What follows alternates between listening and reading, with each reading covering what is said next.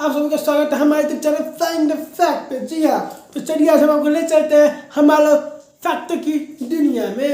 जी हाँ, आज हम उस फैक्ट के बारे में बात करेंगे जो कि एक लैंग्वेज है। जी हाँ, हम आज एक लैंग्वेज के बारे में बात करेंगे। मतलब आप पूछेंगे लैंग्वेज में खास क्या है। जी हाँ, तो जैसे कि हर इंसान के मन में एक न एक बार एक न एक टाइम ये सवाल जरूर आता होगा कि इस दुनिया में सबसे पहले कौन आया है। इंसान में सबसे पहले अंडा है या मुर्गी आया। हर इंसान के मन में सवाल पूछता है।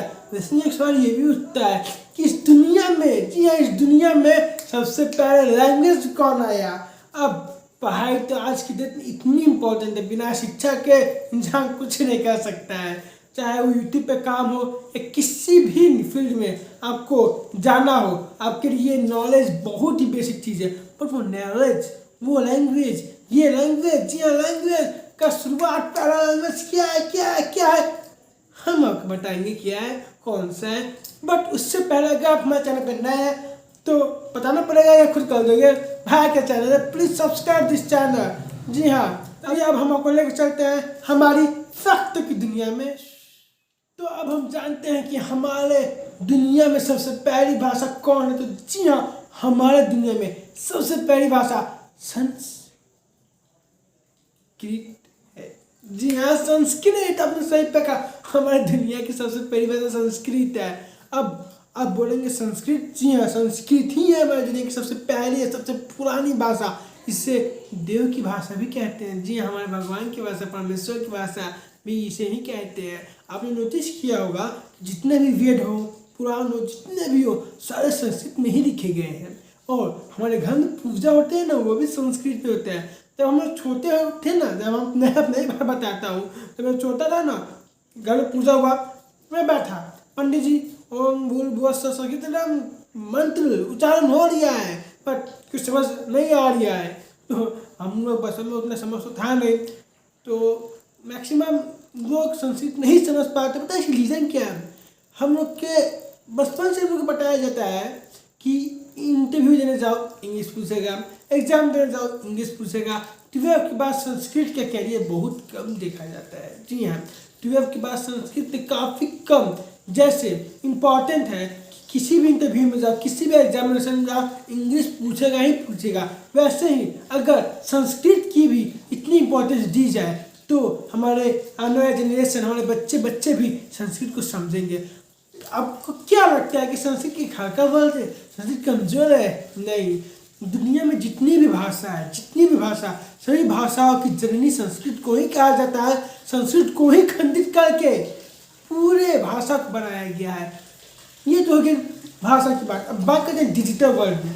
जी हाँ, आपको पता है गूगल एक ऐसा ऐप है जो कि ऑल ओवर इंडिया की भाषा को ट्रांसलेट कर सकता है, बट संस्कृत को नहीं कर सकता। जी हाँ, हमारा गूगल हमारी संस्कृत भाषा को ट्रांसलेट नहीं कर सकता है, बाकी ऑल ओवर वर्ल्ड के पूरे भाषा को ट्रांसलेट कर सकता है। सही पकड़े हैं। और आगे भी बता रहे कि हमको लैपटॉप के कंप्यूटर की जो प्रोग्रामिंग होती है उसकी बेसिक सिद्धांत भी हमारे संस्कृत से ही दी गई है।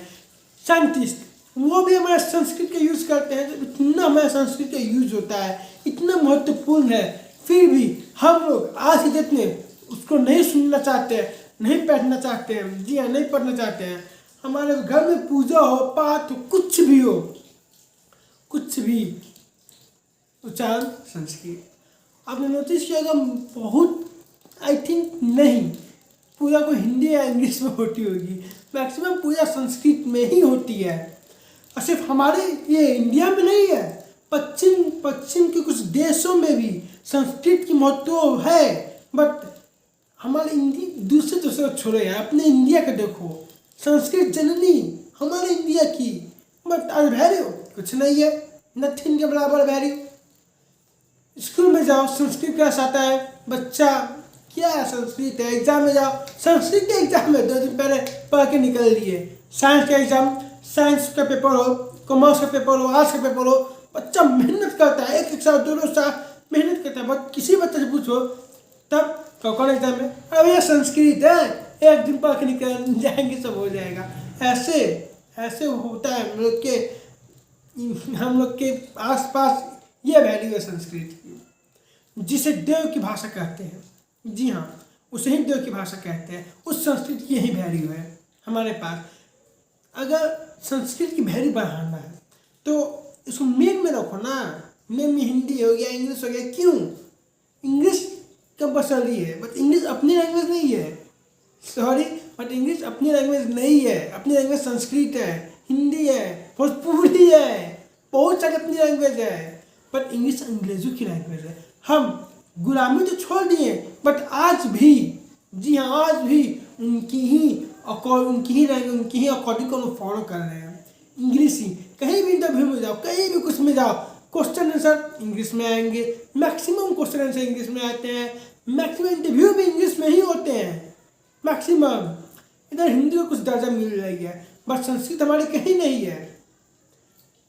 कोई भी ऐसे मैक्सिमम जो जॉब हो, IAS हो गया, IPS हो गया, जिसे हमारे देश में सबसे हाईएस्ट एग्जामिनेशन कहा जाता है APSC, जो कैंडिडेट करता है IAS IPS का जॉब। जी हाँ, वो भी संस्कृत में नहीं इंटरव्यू देता है, वो भी हिंदी या इंग्लिश में ऑप्शन देता है आपको। आप या हिंदी बोलो, आप या इंग्लिश बोलो, संस्कृत का ऑप्शन नहीं देता है।